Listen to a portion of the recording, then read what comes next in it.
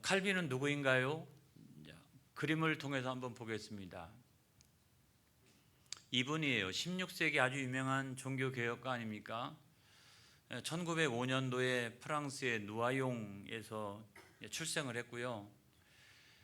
이분의 아버지가 그 누아용 교회의 주교의 비서로 있었기 때문에 칼빈은 11살 때에 유급, 돈을 받고 사제가 되었습니다. 옛날에는 나이가 한 40, 50세 되면 그때는 다 죽고 이랬으니까 11살 되었을 때 돈을 받고 사제 역할을 하는 유급 사제가 되었고, 또 나중에 14살 되었을 때 파리로 유학을 갔습니다. 유학을 가면은 당연히 우리가 볼 때는 신학을 공부해야 되는데 그게 아니고 법학을 공부했어요.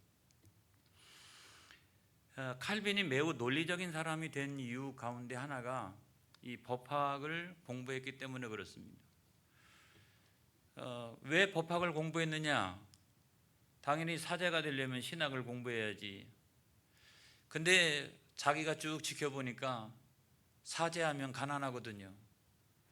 근데 법학을 공부해가지고 변호사가 되면 다 부자로 사니까 내가 사제가 되기보다는 변호사가 되는 게 좋겠다. 그렇게 이제 생각을 했어요. 그리고 이제 대학에 올라갔는데 오를레앙이라고 하는 대학에서 법학을 공부하는데 거기에는 아주 유명한 그 헬라어 교수가 있었습니다. 볼 마르라고 하는 그 헬라어 교수가 있었는데 그분이 이제 그 강의를 하는데 너무 재밌게 하는 거예요.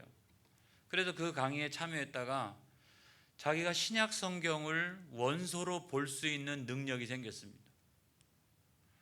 그리고 신약 성경을 원소로 막 보기 시작을 하면서 회심하는 역사가 일어났어요. 그때의 감동을 이제 적은 내용이 있는데 제가 한번 읽어보겠습니다. 하나님께서는 갑작스러운 회심으로 내 마음을 압도하셨다. 나는 즉시 새로운 길을 달려가고자 하는 간절한 소원이 불타올랐고 다른 공부를 손에서 놓지는 않았지만 그것을 예전처럼 맹렬히 추구하지는 않았다. 성경을 읽다가 회심하는 역사가 일어난 거예요. 오직 성경으로, 오직 예수님을 만나고 그 다음에 오직 그 하나님의 은총을 경험하고 그리고 오직 믿음이 생겨서 내가 이제는 하나님의 영광으로, 오직 영광으로 살아가야 되겠다. 그렇게 이제 결심을 한 거예요. 성경을 읽다가 사람이 회심을 한 거예요. 그 다음에 두 번째로 이 칼빈에게 강력한 영향을 미쳤던 사람이 누구냐면 마르틴 루터였습니다. 마르틴 루터의 종교개혁의 사상과 신학이 얼마나 강력하게 영향을 미쳤는지 여러 다른 사람을 통해서 마르틴 루터를 만나게 된 거예요. 자기가 직접 만났다기보다는 그 사상과 그 신학에 대해서 접하기 시작하면서 마음이 불타오르기 시작을 했습니다. 그리고 또 보니까 카톨릭의 굉장한 박해 속에서도 그런 종교개혁의 신학과 또 사상을 가지고 막 순교하는, 그게 뭐라고 그 은혜의 복음에 압도되어져서 그 복음을 가지고 전하다가 막 순교하는 그런 사람들을 보기 시작을 했습니다. 이래서 나중에는 자기도 감동을 받아서 이제 뭐 개신교의 어떤 신학이라든가 또 복음을 전하는 그런 사람이 되어서 카톨릭에서 제거 대상이 됐어요. 그런데도 피신해 가면서도 계속해가지고 복음을 전하는 그런 사람이 된 줄로 믿습니다. 여러분, 그렇게 막 피신해 나가다가 1536년에 이 기독교 강요 초판을 출판하게 돼요. 그때는 이제 사도신경을 중심으로 해가지고 몇 장 안 되는 초판을 이제 쓰기 시작했습니다. 그리고 나중에 몇 번을 거쳐서 수정하고 그의 나이가 그 50세가 되던 해, 그러니까 1559년에 기독교 강요 최종판을 출판하게 돼요.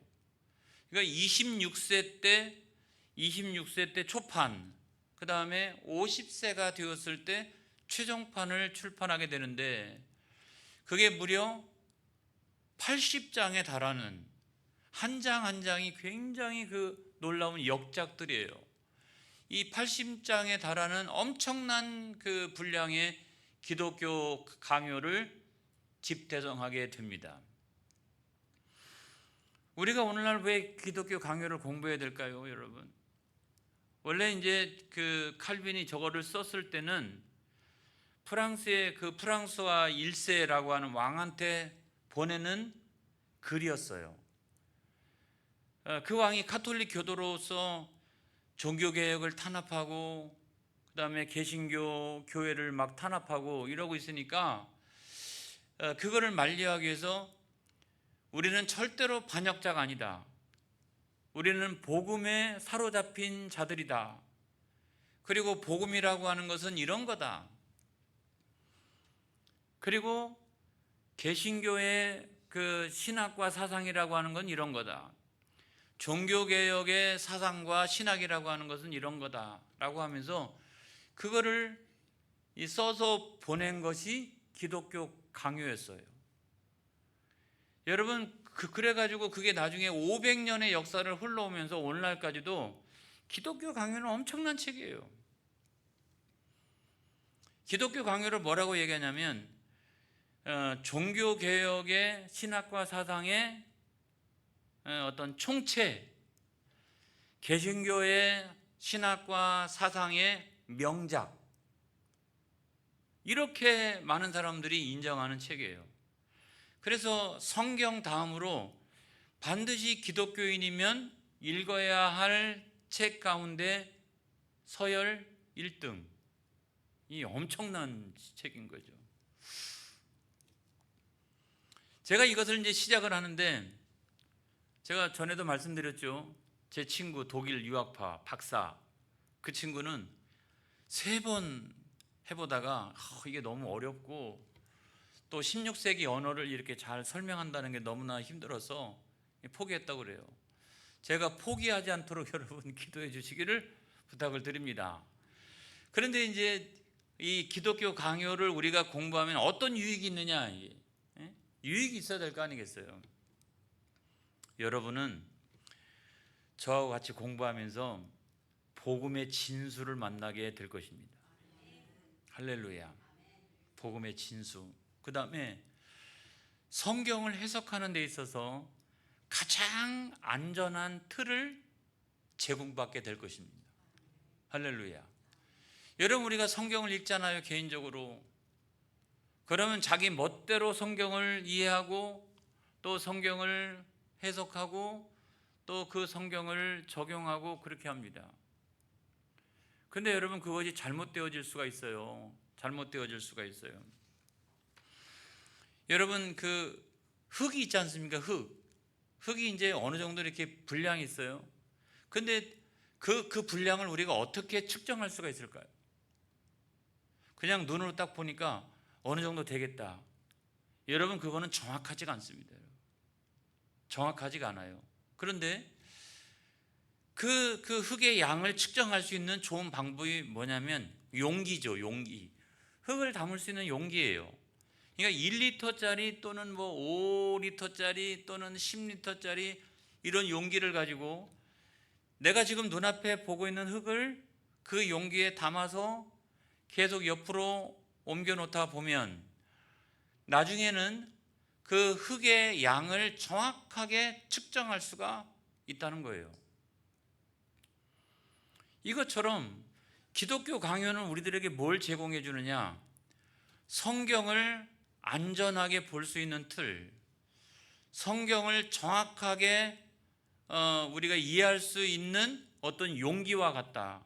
그래서 그 틀과 같은 거, 그 용기와 같은 것을 우리가 뭐라고 얘기하냐면 그것이 기독교 교리라는 거예요. 여러분, 기독교 교리라는 거예요. 그래서 이 기독교 교리가 굉장히 중요한데, 이 기독교 교리가 잘못되면 성경을 안전하게 해석할 수 없겠죠. 또 하나는 성경을 정확하게 우리가 해석할 수가 없겠지요. 안 그렇겠습니까? 그러니까 어떤 사람은 열심히 이제 성경 공부하는데 이단 되는 거예요. 나는 뭐 아무튼 뭐 어느 교회 다니면서 열심히 성경 공부하는데 그러다가 사입이 되는 거예요. 사입이 되는 거예요. 왜 그러느냐? 뭐가 잘못됐느냐? 성경을 열심히 읽었는데 뭐가 잘못됐느냐?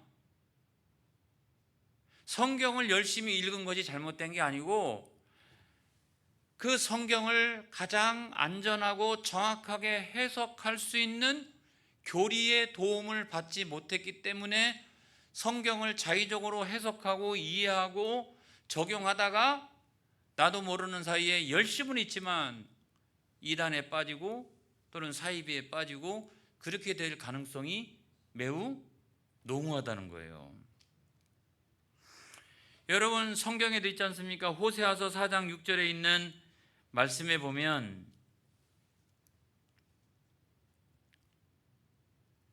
다 같이 시작. 내 백성이 지식이 없으므로 망하는도다. 내가 지식을 버렸으니 나도 너를 버려 내 제사장이 되지 못하게 할 것이요. 내가 내 하나님의 율법을 잊었으니 나도 내 자녀들을 잊어버리리라. 여러분 그때 당시에 성전이 없었습니까? 성전 다 있었어요. 그때 성경이 없었습니까? 그때에도요. 여러분 이 모세 오경을 중심으로 한 이런 그 구약 성경이 있었습니다. 그때 아주 위대한 선지자들이 없었습니까? 그때 아주 유명한 선지자들은 그때 다 있었어요. 그럼에도 불구하고 왜 이들이 망하게 되었느냐?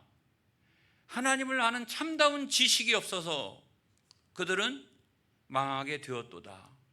성경이 이렇게 말씀하고 있어요.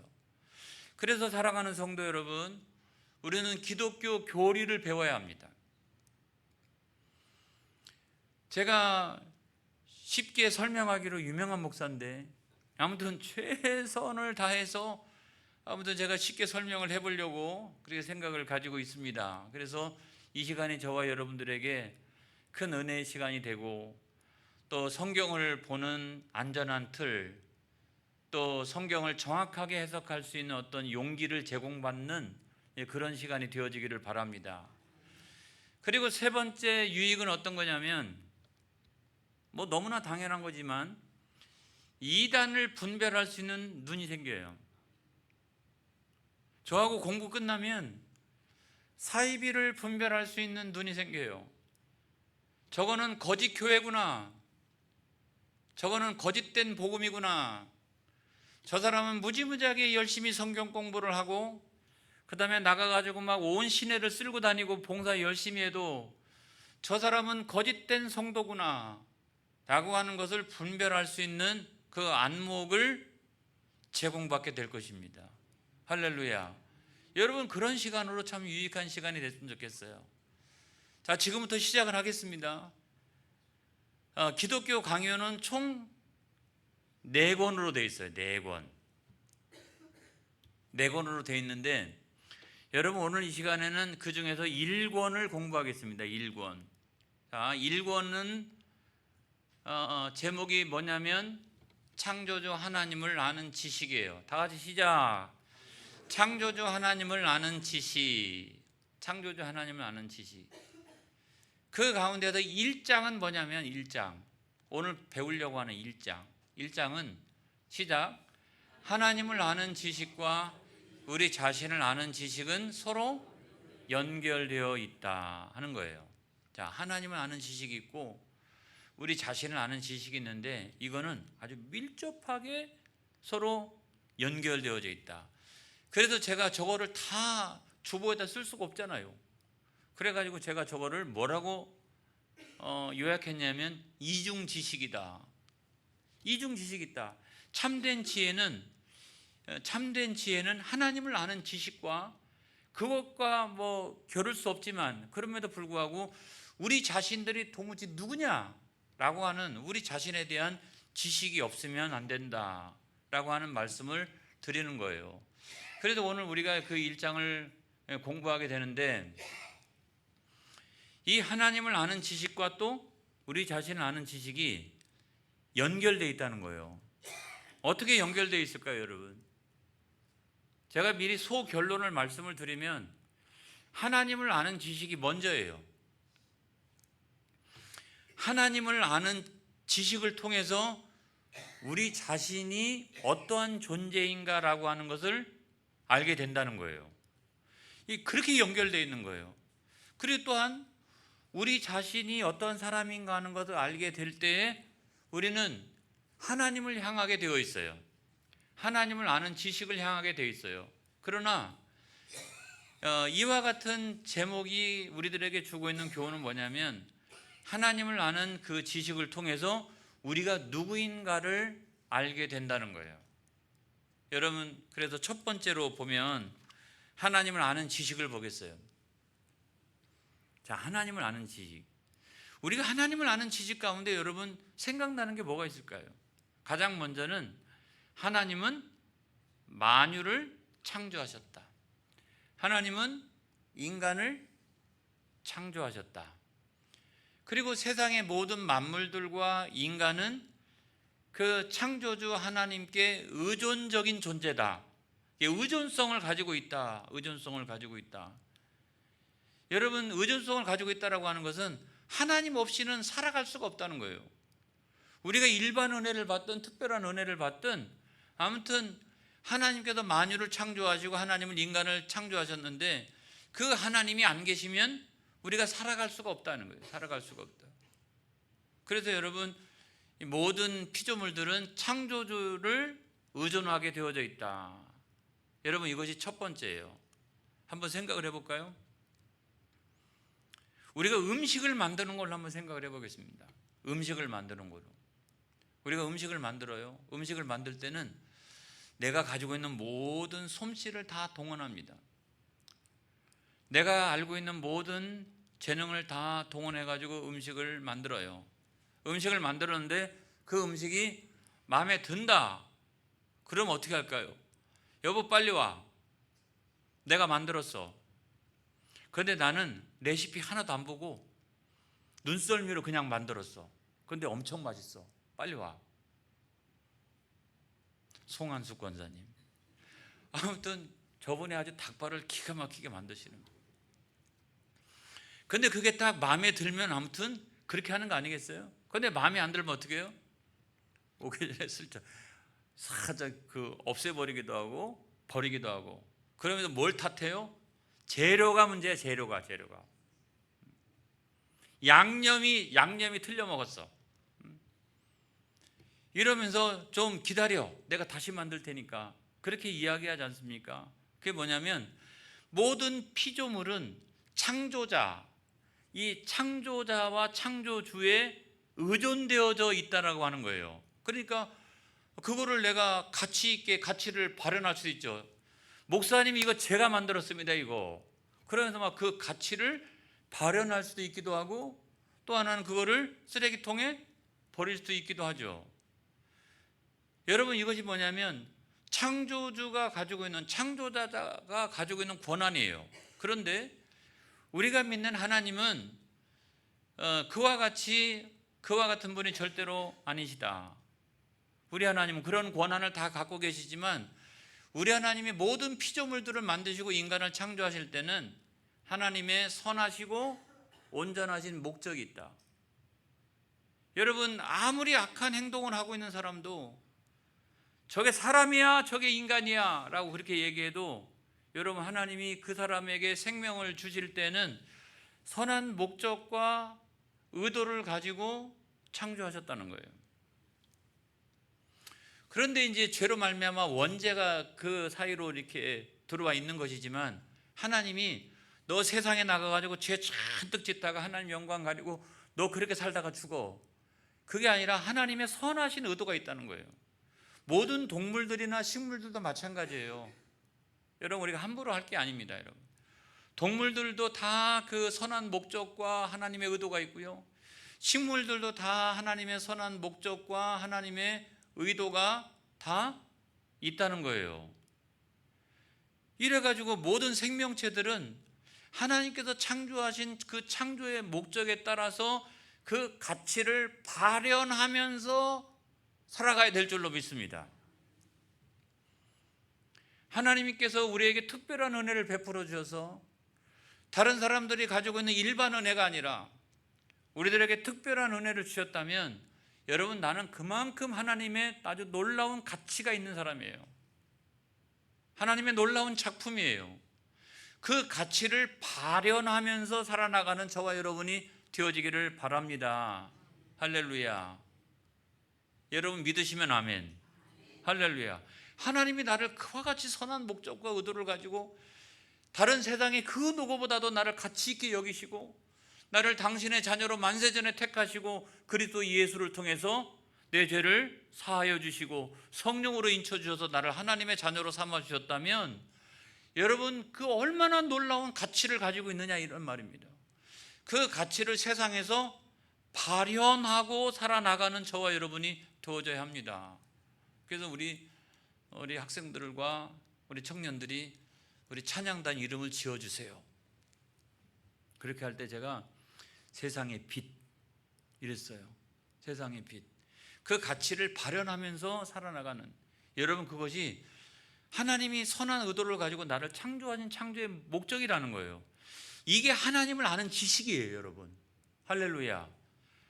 내 사랑하는 하나님을 아는 지식이 바로 이거예요. 하나님은 나를 그냥 창조하신 게 아니구나. 하나님은 선한 의도와 목적을 가지고 나를 창조하셨구나. 근데 세상에 내가 그런 하나님의 선하신 목적과 의도를 가지고 세상에 태어났건만 내가 이렇게 살아가면 되느냐 라고 하는 것이 뭐냐면 하나님을 향한 하나님을 아는 지식인 거죠. 그 하나님을 아는 지식 때문에 내 자신을 비춰볼 수가 있는 거예요. 할렐루야. 그래서 이 기독교 강요의 처음의 시작은 이 하나님을 아는 지식과 우리 자신을 아는 지식은 연결되어져 있다, 이렇게 이제 이야기를 하면서 시작을 하는 거죠. 이해가 되시면 아멘. 이해가 되시면 아멘. 나 쓸모없다, 나 형편없는 존재다, 천만의 말씀이요. 나를 향하신 하나님의 선한 목적과 의도가 반드시 있다. 여러분, 그 가치를 발현하면서 살아가자. 여러분, 이것이 하나님을 아는 지식이에요. 할렐루야. 하나님을 아는 지식. 야, 그렇게 하나님을 아는 지식이 이제 내 안에 생기니까 얼마나 이렇게 어떻게 해요? 어깨에 힘이 딱 들어가고 말이죠. 내가 이렇게 살아가면 안 되겠다, 그렇게 생각을 하는데, 두 번째로는 우리 자신을 아는 지식이 있어요. 하나님이 그렇게 나를 창조하셨건만 그럼에도 불구하고 내가 그렇게 살아나가지 못하는 내 자신을 보면, 죄와 허물로 말미암아서 그렇게 살아나가지 못하는 내 자신을 보면 하나님을 아는 지식에 비추어서 내 자신을 살펴볼 때마다, 여러분, 칼빈이 잘 쓰는 용어 가운데 하나가 뭐냐면 비참함이에요.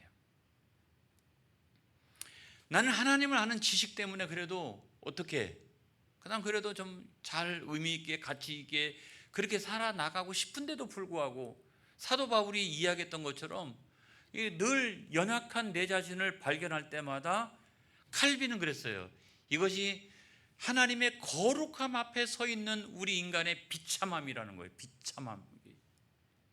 죄와 허물로 말미암아 그렇게 살면 절대로 안 되는데 그렇게 살아가고 있는 내 자신을 보면 그 하나님의 거룩성 앞에서 비춰지는 우리 자신의 모습이 나타내는 비참함, 비참함.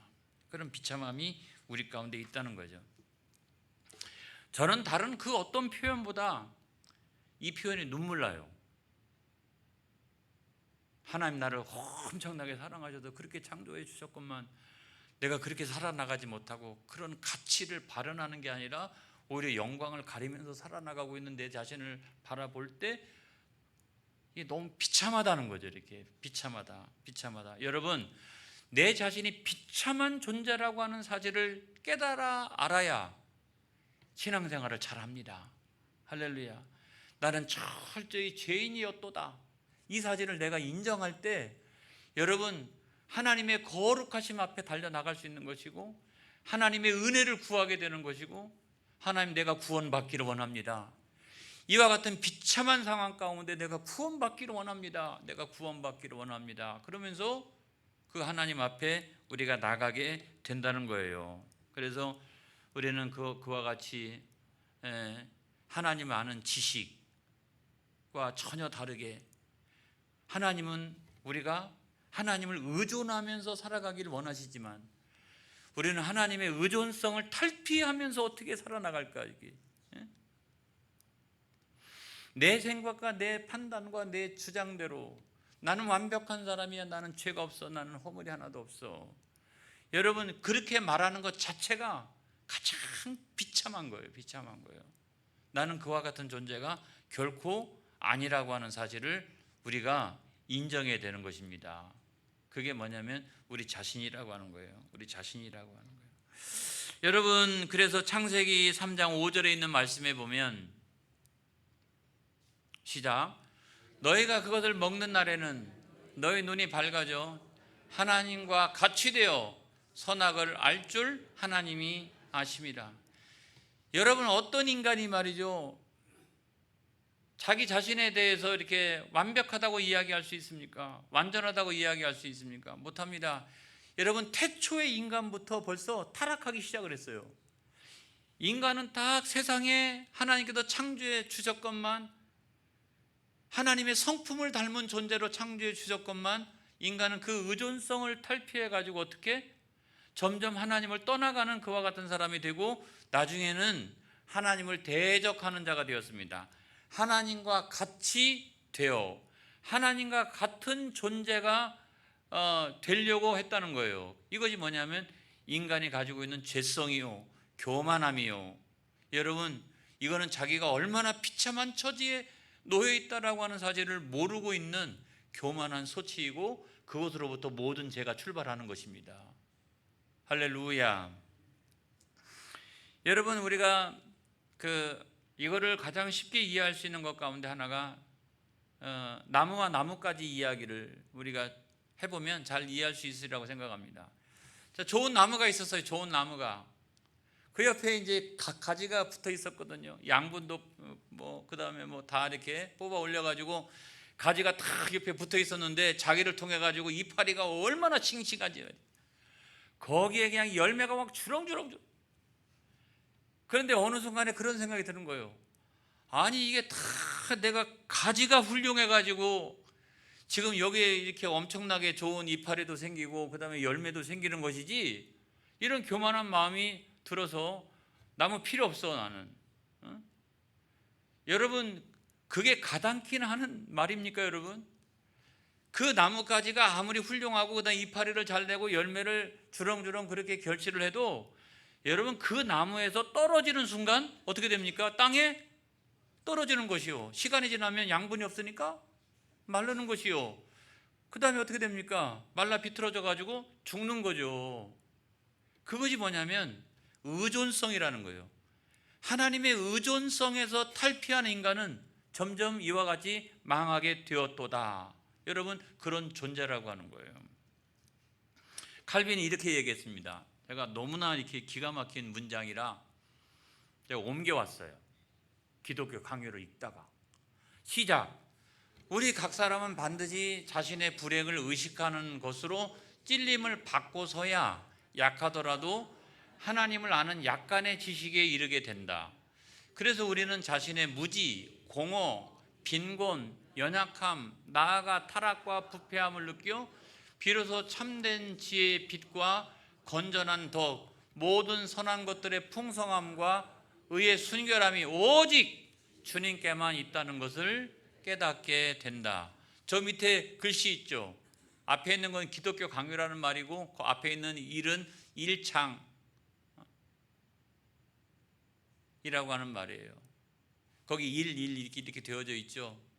자, 우리가 이것을 생각해 보면 하나님을 아는 지식과 우리 자신을 아는 지식은 연결되어져 있는데, 하나님을 아는 지식을 통해서 우리 자신이 누구인가를 알게 된다 라고 하는 거예요. 여러분, 구약 성경에도 보면 사사기 13장 21절로 22절에 보게 되면 시작.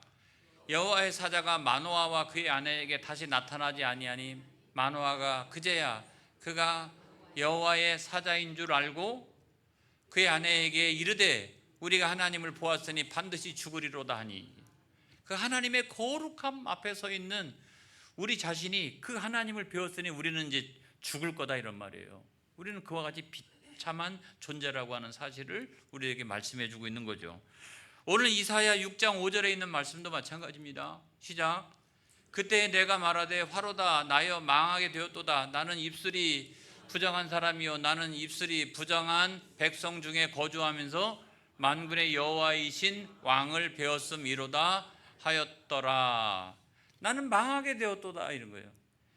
여러분, 이사야가 그 우시야 왕이 죽던 해에 하나님께로부터 성전에서 부르심을 받을 때에 성전에 딱 엎드려 있더니 하나님의 콜링이 있었지 않습니까? 이랬을 때 뭐라고 얘기합니까? 내가 여기 있나이다. 나를 보내소서. 이게 힌넨이라고 그랬죠, 제가 언젠가. 그런데 바로 그 이전에 보면 거룩하신 하나님을 뵙는 그 순간에 나는 망하고 나는 죽을 수밖에 없는 존재라고 하는 사실이에요. 하나님을 아는 지식 앞에 딱 서면 내 자신이 얼마나 비참한 존재인가. 나는 구원받아야 될 존재요. 나는 타락한 존재요. 나는 죄 가운데 죽을 수밖에 없는 존재라고 하는 사실을 우리가 깨닫게 되는 것이죠. 여러분, 거울로 보면 저는 잘 설명이 될 수 있으리라고 생각합니다. 자, 하나님을 아는 지식이라고 하는 거울을 가지고 내 자신을 비춰보면 내가 그와 같이 타락하고 부패한 심성을 가지고 있는 아주 비참한 존재라고 하는 것이 비춰지는 거예요. 그래, 하나님 아버지, 내가 하나님을 통해서 내가 구원받기 원합니다. 내가 새 사람 되어지기 원합니다. 여러분, 이래서 그런 자기 자신을 우리가 인정할 때 우리가 그 자신을 끌어안고 어떻게 하나님을 향해서 나아갈 수가 있는 거예요. 여러분, 저하고 공부하는 시간 내내 하나님을 아는 지식으로 충만한 저와 여러분이 되어지기를 주님의 이름으로 축복합니다. 할렐루야. 기도하겠습니다.